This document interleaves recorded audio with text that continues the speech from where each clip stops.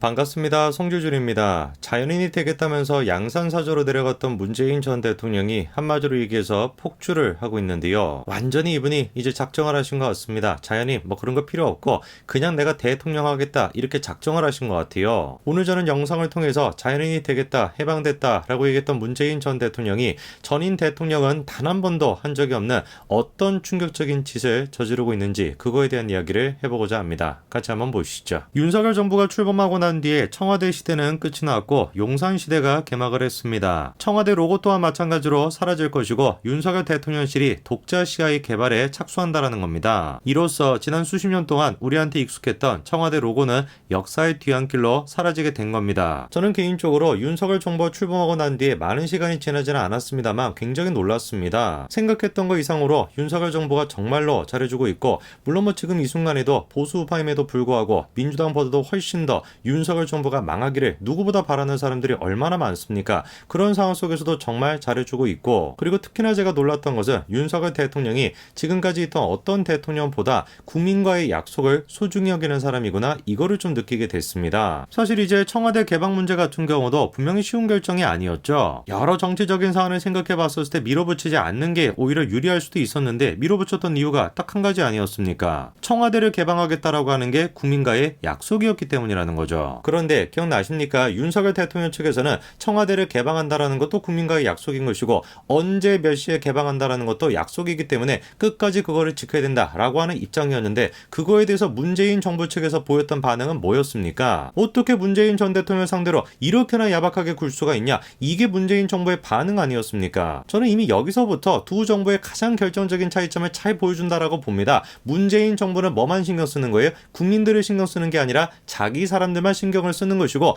윤석열 정부는 국민과의 약속을 신경 쓴다라는 거, 이게 벌써부터 두 정부의 가장 본질적인 차이인 거죠. 우리를 정말 기절할 뻔하게 만들었던 게 이거 아닙니까? 아니 도대체 자연인이 되겠다라고 하는 대통령이 왜 그렇게 문재인 정부 청와대라고 하는 저 말에 그렇게까지 집착을 하냐고요. 그냥 양산사저에 들어가가지고 조용히 살면 되는 것이지 어떤 이유를 가지고 저렇게까지 문재인 정부 청와대라고 하는 용어에 집착을 하냐고요. 청와대는 역사의 뒤안길로 사라졌습니다. 문재인 정부 또한 마찬가지로 역사의 뒤안길로 사라졌습니다. 그러면은 과거 정부로서 해야 되는 게 뭐겠습니까? 과거에 대한 평가는 그냥 역사에게 맡겨놓고 현재 정부가 잘할 수 있도록 도와주는 거, 그게 당연히 전임 정부가 해야 되는 역할 아닙니까? 그런데 제가 이번에 이 기사를 보고 기절할 뻔했습니다. 못하면 그렇게 툭하면 기절하냐라고 생각하실 수도 있습니다만 이거 보세요. 이미 윤석열 정부가 출범한 지 한 달이 됐음에도 불구하고 아직까지도 문재인 전 대통령 측에서 청와대 로고라는 명칭을 사용하고 있다라는 거예요. 이게 도대체 뭔 소리인지 제가 직접 확인을 해보니까 맞더라고요. 대한민국 청와대 페이스북을 들어가 보니까 이렇게 되어 있더라고요. 아직까지도 청와대라고 하는 로고랑 명칭을 누가 쓰고 있습니까? 문재인 전 대통령 측에서 쓰고 있는 거예요. 한 달입니다. 한 달. 벌써 윤석열 정부가 출범한 지 한 달이 됐습니다. 그런데 아직까지도 문재인 전 대통령 측에서 청와대라고 하는 로고를 사용하고 있는 거예요. 일단 우리가 따져봐야 되는 게 법률적으로 저게 문제가 없을까? 당연히 문제가 있죠. 우선 일단 업무표장을 보시면은요, 대한민국 청와대에 대한 권한은 누가 가지고 있습니까? 대통령 비서실장이 가지고 있습니다. 당연히 그러면 대통령 비서실장이 바뀌었으니까 문재인 전 대통령 측에서 저런 식의 로고를 쓸 권한이 당연히 없는 것이죠. 그래가지고 이미 윤석열 대통령 측에서도 여러 차례 이 문제에 대해서 문재인 전 대통령 측에게 전달했다라고 해요. 그런데 답변은 뭐였다라는 겁니까? 고민하고 있다. 이게 다였고 아직까지도 저게 처리가 안 된 겁니다. 고민하고 자시고 할 게 뭐가 있습니까? 임기가 끝나는 그 시점부터 시작해가지고 당연히 로고를 쓰면 안 되는 거죠. 그게 상식인 거 아니겠습니까? 자기가 대통령이 아닌데 왜 도대체 저런 식의 로고를 쓰냐고요. 그렇게 문재인 전 대통령은 양산사저에서 대통령으로 군림하고 있습니다. 그리고 그렇게 문재인 전 대통령이 군림하면 군림할수록 국민들의 갈등은 점점 심화되고 있죠. 아예 그냥 백은종 같은 사람은 나와가지고 뭐라고 얘기하고 있습니까? 감히 니들이 문재인 전 대통령을 건드린다? 우리는 그럼 누구를 건드리겠다라는 거예요?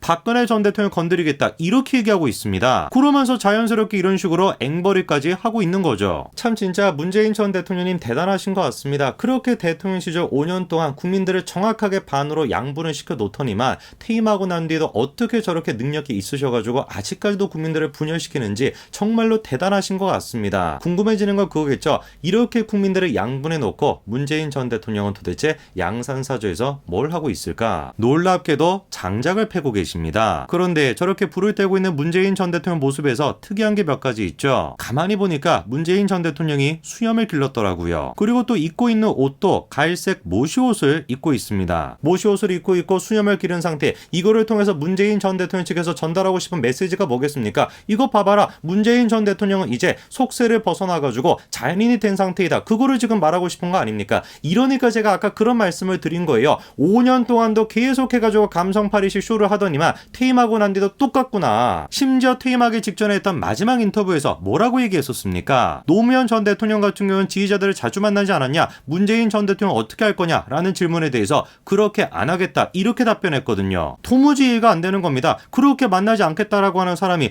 허구한 날 이렇게 지지자들을 만나고, 지지자들만 만나는 것뿐만 아니라 자기 패거리에 있는 사람들, 그 사람들도 허구한 날 만나고 있지 않습니까? 거짓말이죠. 모든 것들이 다 거짓말입니다. 문재인 전 대통령은 사소한 것부터 시작해가지고 국가의 정체성을 좌지우지할 수 있는 그렇게 큰 사안까지 모든 것들에 대해서 저렇게 끊임없이 거짓말을 해왔습니다. 대한민국이 정상적인 국가였으면 이미 문재인 전 대통령은 역사의 뒤안길에 앉고 역사로부터 평가를 받고 있어야 됩니다. 그런데 참으로 불행하게도 대한민국이 지금 정상적인 국가가 아니다라는 거예요. 마찬가지로 진작에 역사의 뒤안길에 남아서야 되는 민주당, 그 민주당도 현재 살아있는 권력이 되겠다고 끊임없이 발버둥 치고 있지 않습니까? 그래가지고 그 인간들이 끄집어내고 있는 사람이 누군 거예요? 문재인 전 대통령인 겁니다. 이미 민주당 내부적으로 이재명을 둘러싸고 갈등이 점점 심화가 되고 있습니다. 그랬더니만 그 기회를 틈타 등장한 사람이 누구예요? 박지원이죠. 얼마나 여우 같은지 모르겠습니다. 이재명이 위기에 빠져 있다는 걸 감지하고 대번에 이렇게 문재인 전 대통령을 찾아갔죠. 그러면서 하는 얘기가 뭐냐? 문재인 전 대통령이 자기한테 남북관계가 됐거나 경제가 됐거나 물가가 됐거나 어려운 상황이니까 민주당이 잘해줬으면 좋겠습니다, 이런 얘기를 했대요. 막말로 자기가 뭐라고, 민주당에 무슨 뭐 당대표라도 됩니까?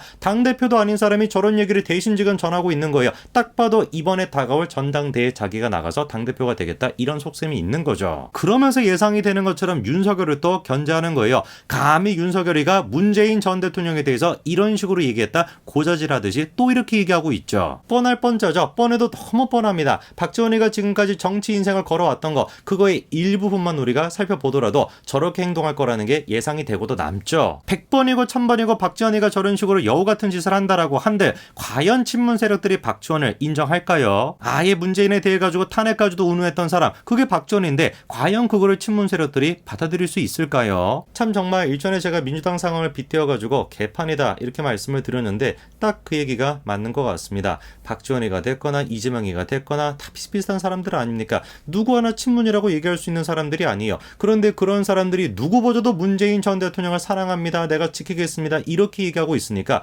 얼마나 이게 개판입니까? 이미 민주당은 대한민국에서 정당으로서의 역할을 상실했습니다. 이미 민주당은 역사의 뒤안길로 나앉았어야 되는 그런 정당입니다. 결코 이런 정당이 다시 현재 이 순간의 권력 기관으로 남지 않도록 반드시 우리가 다음 총선에서도 압승을 거둬야 되겠죠. 여기까지 말씀을 드리겠습니다. 감사합니다.